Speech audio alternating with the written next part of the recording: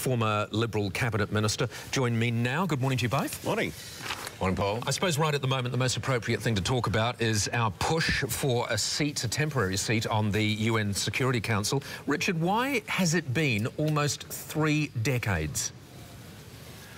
Well, look, there's an element of bug and turn about all this. I don't think it makes a huge amount of difference to be there. It's obviously prestigious, and if you're in the service, you think it's terrific, but does it really assist Australia's efforts around the globe? I would have thought the major thing you should be doing in this area is spending more money on establishing overseas missions. I mean, only last month the department started to implement $25 to $30 million in budget cuts imposed by the government. So, Richard, are you suggesting here are very skewed? So are you suggesting that we're wasting money with a strong push for a seat? Yeah, I mean, look, it's not exactly an A-grade lineup on the non-permanent members. Right, all right. I'll just interrupt you for a second, Richard, and we'll be with you in a second. Bruce, let's go to Julia Gillard. She's just talking to the press now from New York. For the United Nations General Assembly Leaders Week. The United Nations matters to Australia. We knew that when we joined as a founding member more than 60 years ago. The United Nations mattered to us then, and it matters to us now. The United Nations is the body that deals with issues like global security, the fight against global poverty, and the fight to tackle climate change. So what happens at the United Nations matters for us. Across the more than 60 years since the United Nations was founded and we were a foundation member, Australia has made a strong contribution to the work of the United Nations. We have been a leader on development assistance and striving towards the Millennium Development Goals, a set of goals to try and do some very basic things for our planet that would make a difference for the people of the world, including addressing the circumstances of those who live in absolute poverty, getting kids into school, spreading clean water, safe drinking water for people. We have been a strong contributor too to the peace-building work of the United Nations. In the life of the United Nations, more than 65,000 Australian Defence Force personnel and police have contributed to more than 50 UN and multilateral missions. So we've got a proud track record of engagement in the United Nations. The United Nations General Assembly Leaders Week is the time that leaders come together to make clear their views on the work of the United Nations. It's anticipated around 140 leaders will be here. During the course of the week, I've got 5 themes that I intend to be working on. First, I will be pressing on achievement of the Millennium Development Goals. Much has been achieved to date, but much remains to be done as the target of 2015 looms.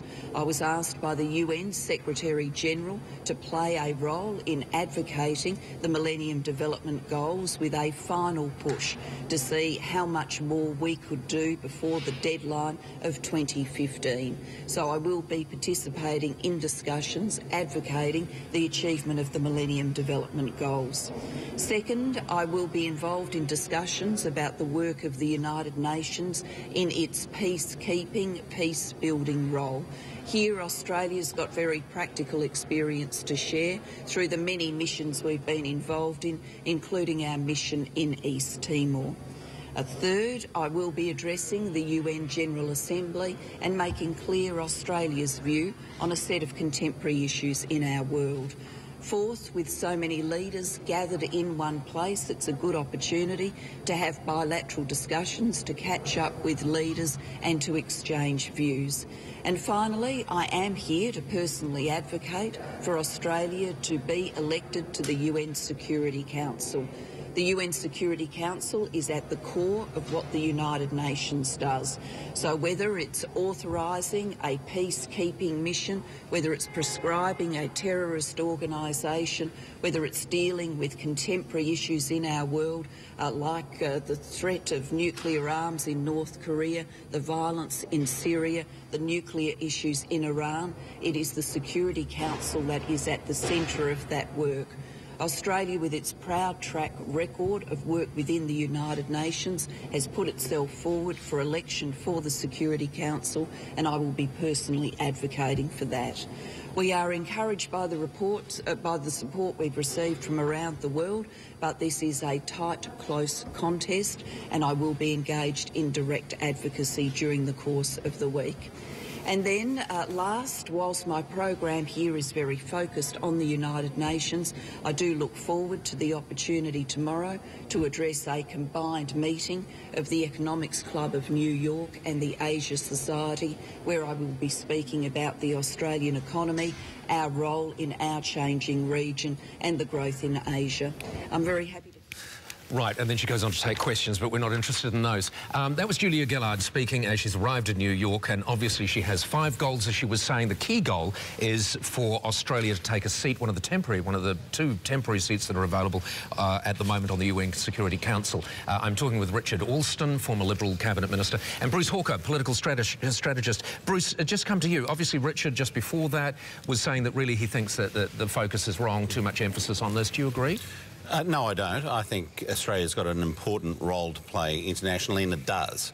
Now, the Security Council is the only international body mandated to use force. So having a role there is critical.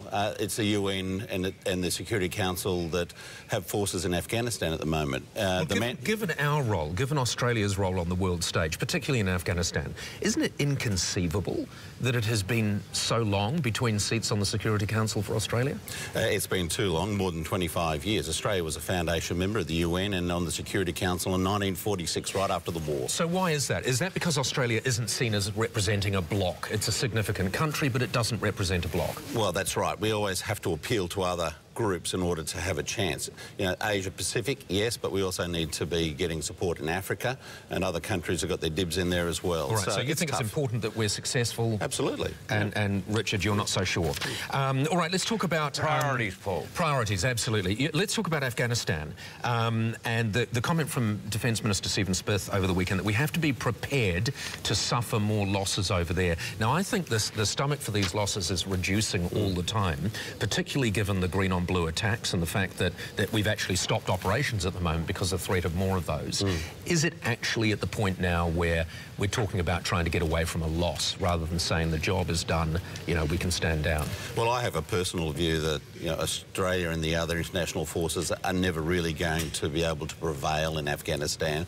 I think it's, you know, it was Alexander the Great who last was a successful occupier, and I don't think things have changed much since then. So should we have to be prepared for another Aussie digger to lose his life in Afghanistan, given that many people now are of the view that this is not something that can be won? Well, I think that's a tragic reality whenever we go in as peacekeepers anywhere, that we have to expect that. And, of course, you know, with all the tension that's around at the moment, particularly over this silly video and the response, there's even more heightened anxiety and conflict amongst, you know, Muslims. So I think it's a real problem. Richard, what do you think? I mean, isn't it time now to admit that we're never actually going to be able to say we can leave now because the job is done? Should we just leave anyway?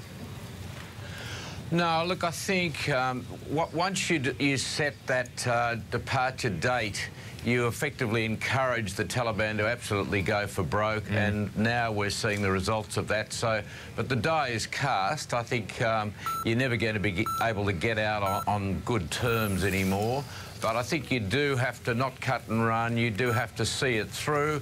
It's not a risk-free business. People will probably continue to die. Yep. But we've got a commitment. I think it's important that we maintain that commitment through to the end. All right. I agree. Which is not all that long. Yeah, no, and it's only a year or so. I agree with you as well. Thank you for that, Richard. Just very quickly, Wayne Swan's attack, Bruce, on the Tea Party. I mean, given the proximity to the election, given the fact that, I mean, it's not quite over yet, the fat lady hasn't sung for Mitt Romney yet, was that very unwise? Wayne must have seen the polling that I haven't seen. I know it's going to be very close. Look, we do have a tendency from time to time to get involved in these things. John Howard did back in 2007 when he attacked Obama and saying that the ACAD would be praying for his re-election or election. I think it's something which, as a general proposition, we should avoid. Unwise. All right, Bruce Hawker, thank you very much for joining us. Richard, thank you very much for joining us.